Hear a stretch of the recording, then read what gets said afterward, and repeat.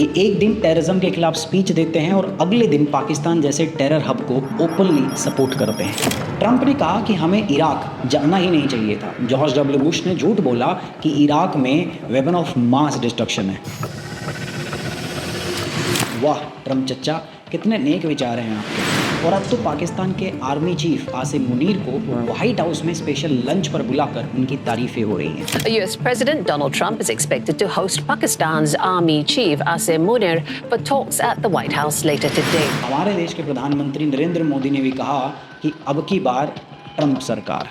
अब की बार ट्रंप सरकार। तो सुनिए, सोलेमानी की किलिंग इराक की धरती से हुई, वही देश जिसके इन्वेजन को ट्रंप खुद बिगेस्ट मिस्टेक मानते थे। मतलब ये हुआ कि ट्रंप ना तो दोस्ती प्रॉपर्ली निभा पाए और ना ही अपनी इलेक्शन प्रोमिसेस पर खरे उतरे। इंडिया बार बार सबका एविडेंस यूएस के सामने रखता है जो ये दिखाता है कि पाकिस्तान ओपनली टेररिज्म को सपोर्ट करता है, लेकिन फिर भी ट्रंप पाकिस्तान के लिए IMF और वर्ल्ड बैंक के बेल आउट अप्रूव करा देता है, ये जानते हुए कि ये पैसा फिर से पाकिस्तान टेरर इंफ्रास्ट्रक्चर में यूज़ करेगा।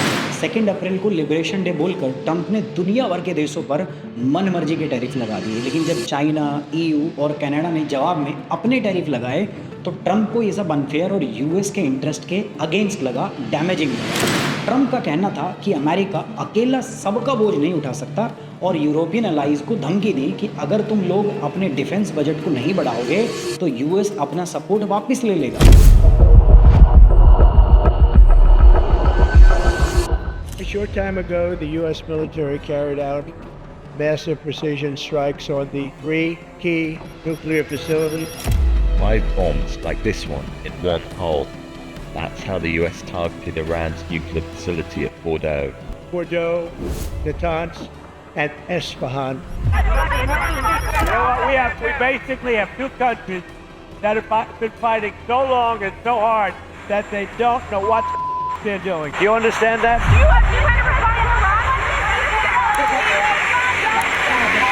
एक तरफ डोनाल्ड ट्रंप को नोबेल पीस प्राइज के लिए नॉमिनेट किया जा रहा है और दूसरी तरफ वही ट्रंप ईरान पर मिसाइलें बरसा रहे हैं। Pakistan has formally nominated US President Donald Trump for the Nobel Peace Prize. ये एक दिन टेररिज्म के खिलाफ स्पीच देते हैं और अगले दिन पाकिस्तान जैसे टेरर हब को ओपनली सपोर्ट करते हैं। And Pakistan likewise, they have very strong leadership. Some people won't like when I say that, but you know, it is what it is. और अब तो पाकिस्तान के आर्मी चीफ आसिम मुनीर को व्हाइट हाउस में special lunch पर बुलाकर उनकी तारीफें हो रही हैं। US President Donald Trump is expected to host Pakistan's Army Chief Asim Munir for talks at the White House later today. ये कोई मामूली बात नहीं है, ये है जियोपॉलिटिक्स का सबसे बड़ा ढोंग। आज के इस वीडियो में हम एक्सपोज करेंगे कि कैसे ट्रंप एक दिन शांति के मसीहा बनते हैं, अगले दिन जंग के मैदान में उतर जाते हैं और तीसरे दिन पाकिस्तान जैसे देश को जो खुलेआम टेररिज्म को सपोर्ट करता है, डिप्लोमेटिक सपोर्ट और IMF का पैसा भी दिलवा देते हैं। George Bush made a mistake. We can make mistakes. You call it whatever you want. I want to tell you, they lied. Okay. They said there were weapons of mass destruction. There were none, and they knew there were none. There were no weapons of mass Okay. All right. Trump वही आदमी है जिसने अपनी presidential campaign में बार बार कहा कि वो America को अफगानिस्तान और इराक जैसे एंडलेस वॉर से बाहर निकालेंगे, क्योंकि इनमें अमेरिका के सोल्जर की जान जाती है और पैसा भी बहुत भर भर के बर्बाद होता है। 2016 में अपने फर्स्ट टर्म कैंपेन के दौरान ट्रंप ने जेब बुश को खूब खरी खोटी सुनाई, क्योंकि Iraq war George W Bush ने स्टार्ट किया था, जो जेब बुश के भाई थे। Jeb Bush is a low energy person. Trump ने कहा कि हमें इराक जाना ही नहीं चाहिए था। जॉर्ज डब्ल्यू बुश ने झूठ बोला कि इराक में वेपन ऑफ मास डिस्ट्रक्शन है, लेकिन वहाँ जाकर ऐसा कुछ भी हाथ नहीं आया और उन्हें पता भी था कि वहाँ ऐसा कुछ है नहीं, फिर भी अटैक किया, जिससे पूरा मिडिल ईस्ट डिस्टेबलाइज हो गया। सेकेंड टर्म की कैंपेन में भी ट्रंप ने अमेरिकन लोगों को प्रॉमिस किया कि अगर वो दोबारा से प्रेसिडेंट बनते हैं तो वॉर मॉन्गर्स की खैर नहीं।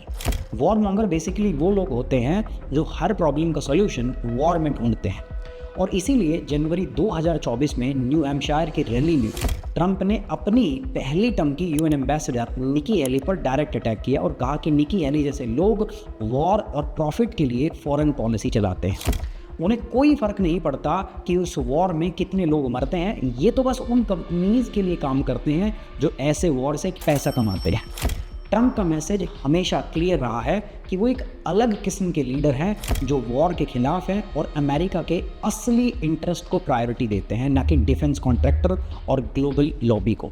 अपनी इलेक्शन मैनिफेस्टो की फॉरेन पॉलिसी टूल एजेंडा 47 में भी ट्रंप ने प्राउडली कहा कि वो जेनरेशन के अंदर में अकेले ऐसे प्रेसिडेंट बनेंगे जिसने कोई नया वॉर स्टार्ट नहीं किया।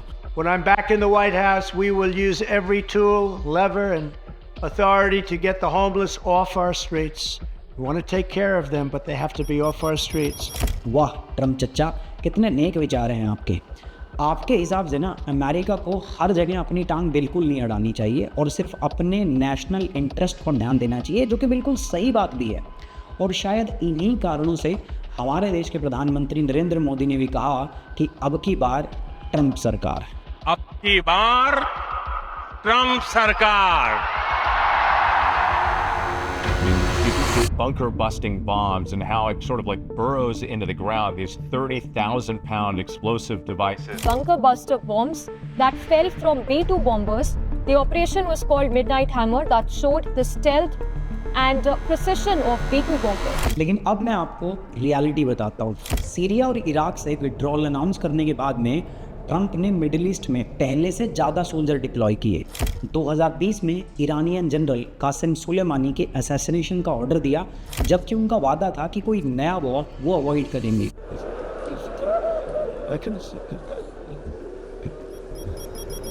और इसके बाद में 3000 और एडिशनल ट्रूप डिप्लॉय करने का ऑर्डर दिया, जबकि उनसे पहले ही 14,000 ट्रूप वहाँ पर तैनात थी।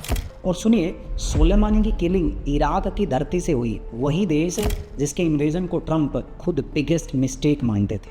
और ट्रंप का लेटेस्ट कारनामा तो आप सब जानते ही हैं। 22 जून 2025 यूएस ने ईरान की न्यूक्लियर फैसिलिटी पर स्ट्राइक किया, जिसका कोड नेम था ऑपरेशन मिडनाइट हैमर। अब एक बात तो यार माननी पड़ेगी कि ट्रंप के इन सारे कारनामों से मिडिल ईस्ट के अंदर में एक अद्भुत शांति की लहर आ गई है और वॉर का तो कोई मतलब ही नहीं है ना। अमेरिका ने ईरान के 3 major nuclear site Fordow, Natanz और इस्फहान पर स्ट्राइक किया।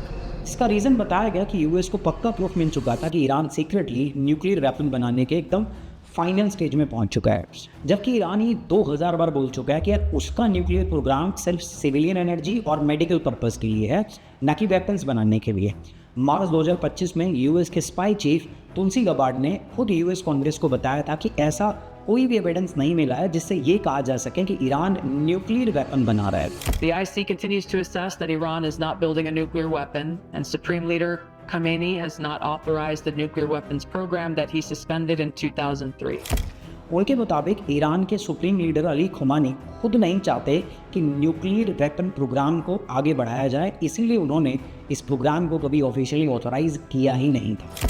लेकिन पता नहीं अचानक ऐसा क्या हुआ कि कनाडा में G7 समिट के लौटने के बाद ट्रंप ने अपने एडमिनिस्ट्रेशन को खूब बेइज्जती की, खूब खरी खोटी सुनाई और ये मान लिया कि हाँ ईरान न्यूक्लियर बॉम्ब बना रहा है और स्ट्राइक का ऑर्डर दे दिया।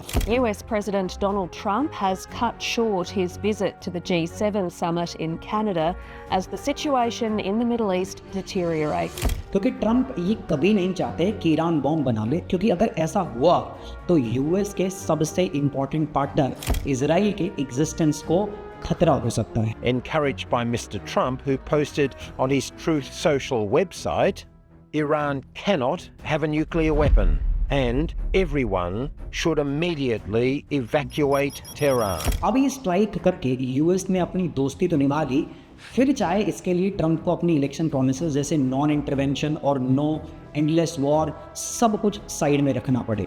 लेकिन अब सबसे बड़ा सवाल ये उठता है कि क्या इन स्ट्राइक के बाद खतरा टल गया है? क्या ईरान का न्यूक्लियर प्रोग्राम बंद हो गया है? इसका जवाब हमें मिलेगा यूएस की डिफेंस इंटेलिजेंस एजेंसी की एक रिपोर्ट से, जिसके हिसाब से ईरान का न्यूक्लियर प्रोग्राम सिर्फ कुछ महीने पीछे गया। That the US military strikes did not destroy Iran's nuclear program and likely only set it back for months.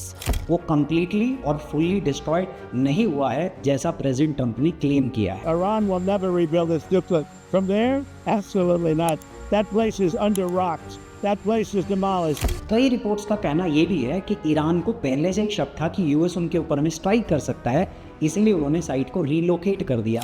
Says that much of Iran's stockpile of enriched uranium was not destroyed because it was moved before the US struck. मतलब ये हुआ कि Trump ना तो दोस्ती properly निभा पाए और ना ही अपनी इलेक्शन प्रोमिसेस पर खरे उतर पाए। Ayatollah Ruhollah Khomeini returned to Iran on February 1st, 1979. Several million people showed up to greet him. Turning to Iran now, where Supreme Leader Ayatollah Khamenei has said the West couldn't stop Iran from building nuclear weapons even if it wanted to. आज जो nuclear programme को लेकर इतना हल्ला हो रहा है ना, इसके सपने भी ईरान को यूएस नहीं दिखाए थे। ईरान ने अपना न्यूक्लियर प्रोग्राम 1950 में यूएस के साथ मिलकर स्टार्ट किया था। उस वक्त ईरान में शाह मोहम्मद रिजा पहलवी की सरकार थी जो पूरी तरीके से अमेरिका की इन्फ्लुएंस में थी। बात तब बिगड़ जाती है जब ईरान के अंदर इरानियन रेवोल्यूशन होता है और वहाँ पर एंटी वेस्ट रिजीम आ जाता है। So they were flying him on a military plane, which seemed quite odd given the military's opposition to his return. Year 2000 में ईरान में कई अनडिक्लेयर्ड सीक्रेट न्यूक्लियर साइट मिलती है जिनका वेस्ट को पता ही नहीं था। और फिर 2011 में IAEA की रिपोर्ट में पता चलता है कि 2003 तक ईरान ने कई ऐसी एक्टिविटी की जो न्यूक्लियर एक्सप्लोजिव डिवाइस बनाने से जुड़ी हुई है। इस रिपोर्ट के बाद में ईरान पर इंटरनेशनल प्रेशर बढ़ता है और ईरान अपनी सारी न्यूक्लियर एनरिचमेंट एक्टिविटीज़ को सस्पेंड करके पहले यूरोपियन और फिर बाद में बाकी इंटरनेशनल पावर के साथ में टॉक स्टार्ट कर देता है। ईरान के इस न्यूक्लियर क्राइसिस को कंट्रोल करने के लिए P5+1 कंट्रीज़ एक बड़ी डिप्लोमेटिक एफर्ट शुरू करते हैं जिसमें यूएस प्रेसिडेंट बराक ओबामा एक बहुत इंपॉर्टेंट रोल प्ले करते हैं। The 5 permanent UN Security Council members plus Germany, also known as P5+1, opened 2 days of talks with Iran on Thursday. The world powers are expected to demand Iran immediately stop development of its nuclear program in exchange for a limited lifting of sanctions. Iran agree कर लेता है कि वो uranium enrich नहीं करेगा और अपना nuclear stockpile भी 97% तक रिड्यूस करेगा। सब कुछ बहुत अच्छा चल रहा था, लेकिन फिर अमेरिका में एक नए प्रेसिडेंट बनते हैं जिनका नाम Donald Trump. If we do nothing, we know exactly what will happen.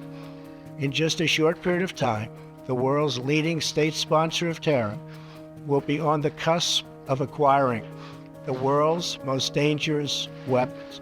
I am announcing today that the United States will withdraw from the Iran nuclear deal. President बनने के तुरंत बाद यार इनको सडनली ऐसा लगता है कि ईरान की जो ये न्यूक्लियर डील है ये एक टेरिबल वन साइडेड डील है जिसका फ़ायदा ईरान को ज़्यादा हो रहा है और यूएस को इसका फ़ायदा बहुत कम हो रहा है। और बिना P5+1 कंट्री से बात किए 8 मई 2018 को ट्रंप यूएस को इस डील से बाहर निकाल लेते हैं और ईरान पर सैंक्शन दोबारा से इम्पोज कर देते हैं। दोस्तों, एक ऐसी डील जिसमें यूएस के अलावा और 5 पावरफुल कंट्रीज इन्वॉल्व थे जो मिडिल ईस्ट के लिए इतनी क्रिटिकल थी, ट्रंप ने वो डील अकेले बिना किसी से पूछे तोड़ दी। फिर ईरान ने भी यार अपना न्यूक्लियर एनरिचमेंट दोबारा से स्टार्ट कर दिया। अब आप खुद सोचिए, अगर ट्रंप ये डील ब्रेक नहीं करते तो शायद आज ये सब हमें देखना नहीं पड़ता। शायद ईरान इतना डेस्परेट नहीं होता न्यूक्लियर प्रोग्राम को लेके, क्योंकि ईरान को भी यार अब समझ आ चुका है कि रीजनल पावर बनने के लिए और न्यूक्लियर डिटरेंस के लिए उसके पास न्यूक्लियर वेपन का होना बहुत ज़रूरी है। Donald supported the invasion of Iraq. Wrong. That is absolutely Wrong. proved over and over again.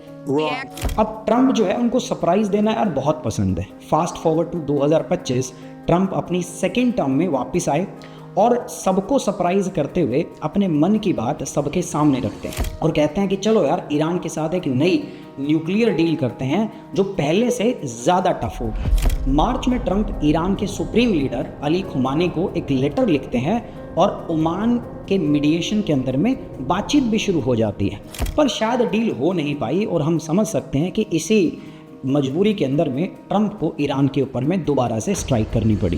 ये जंग जारी है, मोदी इंशाल्लाह हम जंग लड़ेंगे और इंशाल्लाह ये जंग हम कश्मीर में भी जीतेंगे।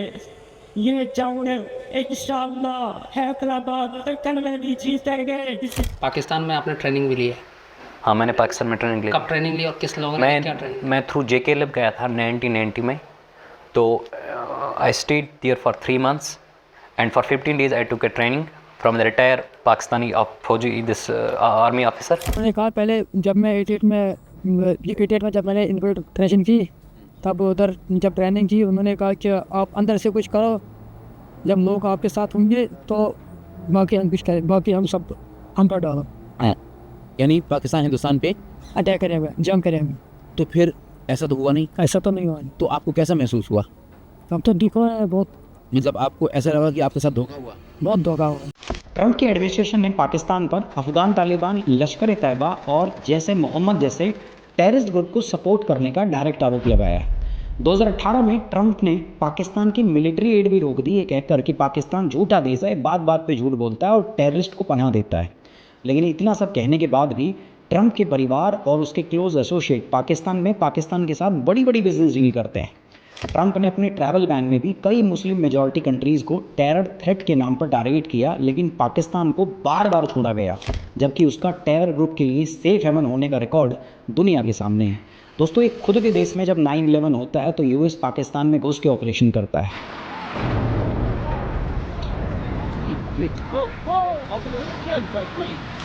लेकिन जब पहलगाम अटैक का बदला लेने के लिए भारत ऑपरेशन सिंदूर लॉन्च करता है तो इंडिया को ही बराबर का जिम्मेदार बताकर रिस्ट्रेन की अपील की जाती है। On 22nd April, at least 26 people were killed and many injured after terrorists opened fire on tourists in Jammu and Kashmir.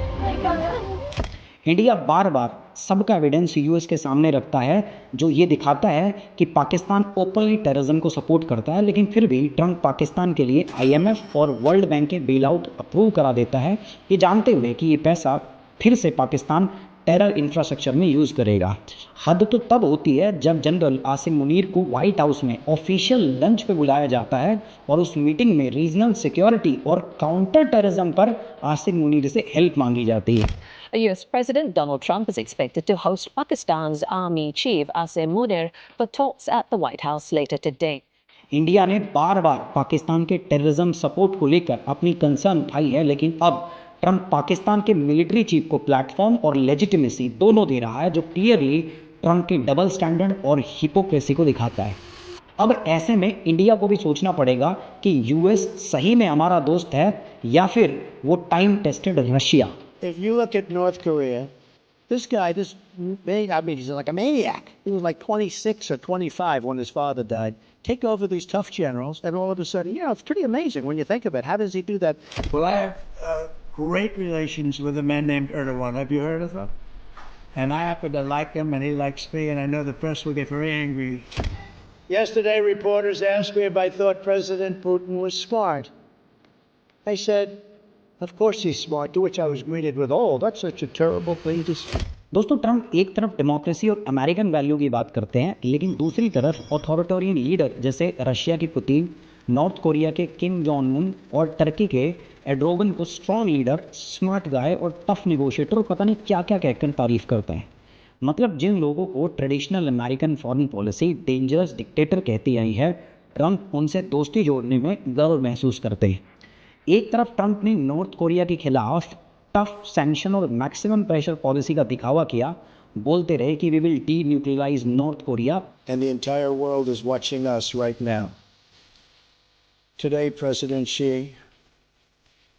we discussed our mutual commitment to the complete denuclearization of North Korea. लेकिन दूसरी तरफ Kim Jong Un से बिना किसी pre condition के Singapore में और Hanoi summit में मिलने चले गए। President Trump has just walked across the demarcation line that made him the first US president to visit our country. जहाँ कोई कॉन्क्रीट डील या डीन्यूक्लियराइजेशन रिजल्ट नहीं निकला, हुआ तो सिर्फ फोटो ऑप्स, हैंडशेक और हिस्टोरिकल हेडलाइंस। ट्रंप के सपोर्टर कहते हैं कि यार ये एक बोल्ड डिप्लोमेसी थी, लेकिन हमें लगता है कि ये ऑथोरिटेरियन लीडर की चापलूसी थी और अमेरिकन डेमोक्रेटिक वैल्यू से शार्प यू टर्न। इस सब को देखकर तो लगता है कि ट्रंप के लिए डेमोक्रेसी सिर्फ एक स्पीच का पार्ट है और अगर डिक्टेटर उनके दोस्त हैं तो फिर दुनिया को इनसे कोई भी प्रॉब्लम नहीं होनी चाहिए। In the latest escalation of the US-China trade war, Beijing has issued a powerful message to nations negotiating trade agreements with Washington. Yeah, and China will lose the US market, which, as I've said, is 15%. We don't care. We don't care. China has been here for 5,000 years. Most of the time, there was no United States, and we survived. And if the United States wants to bully China, we will deal with the situation without the United States, and we expect to survive for another 5,000 years. दोस्तों, Donald Trump की trade policy भी hypocrisy का एक बड़ा example है। America first बोल के Trump ने टैरिफ को अपनी फॉरेन पॉलिसी का प्राइमरी वेपन बना लिया। 2 अप्रैल को लिबरेशन डे बोलकर ट्रंप ने दुनिया भर के देशों पर मन मर्जी के टैरिफ लगा दिए, लेकिन जब चाइना, EU और कनाडा ने जवाब में अपने टैरिफ लगाए तो ट्रंप को ये सब अनफेयर और यूएस के इंटरेस्ट के अगेंस्ट लगा, डैमेजिंग लगा। This is one of the most important days, in my opinion, American history. It's our declaration of economic independence. My fellow Americans, this is Liberation Day. जबकि इन सब की शुरुआत खुद ट्रंप ने की थी। चाइना पर खूब सारे टैरिफ लगाए और नेशनल सिक्योरिटी को खतरा बता के ट्रेड वॉर शुरू कर दिया, लेकिन खुद के बिजनेस ने चाइना में अपनी पार्टनरशिप और प्रॉफिट कंटिन्यू रखे। The United States will withdraw from the Paris Climate Accord. Climate change से लड़ने के लिए ना 2015 में वर्ल्ड लीडर ने मिलकर पेरिस क्लाइमेट डील साइन की थी। यूएस प्रेसिडेंट बराक ओबामा ने इस डील को साइन किया और बाद में जो बाइडेन ने भी इसको रेटिफाई किया, लेकिन ट्रंप ने एक नहीं 2 बार नेशनल इंटरेस्ट के नाम पर इस डील को रिजेक्ट कर दिया। And now they do fight terrorism. I said it was obsolete. It's no longer obsolete. Donald Trump ने बार बार नेटो को भी टारगेट किया और ओपनली कहा कि नेटो ऑब्सोलेट है, यानी पुराना, बेकार और मॉडर्न सिक्योरिटी चैलेंजेस के लिए रेलेवेंट नहीं है। ट्रंप का कहना था कि अमेरिका अकेला सबका बोझ नहीं उठा सकता और यूरोपियन अलाइज को धमकी दी कि अगर तुम लोग अपने डिफेंस बजट को नहीं बढ़ाओगे तो यूएस अपना सपोर्ट वापस ले लेगा। Well, I think we have a lot of foes. I think the European Union is a foe, what they do to us in trade. And now you wouldn't think of the European Union, but they're a foe. लेकिन जब Russia Ukraine war आया तो वही Trump NATO से strong unity और support की demand करने लगा। तो दोस्तों, ट्रंप की जियोपॉलिटिक्स का सच यही है, बड़ी बड़ी बातें लेकिन असली एक्शन में डबल स्टैंडर्ड और हिपोक्रेसी। कभी पीस प्राइज, कभी मिसाइल स्ट्राइक, कभी टेरर हब को सपोर्ट करना, तो कभी डेमोक्रेसी की बात करते हुए डिक्टेटर की तारीफ।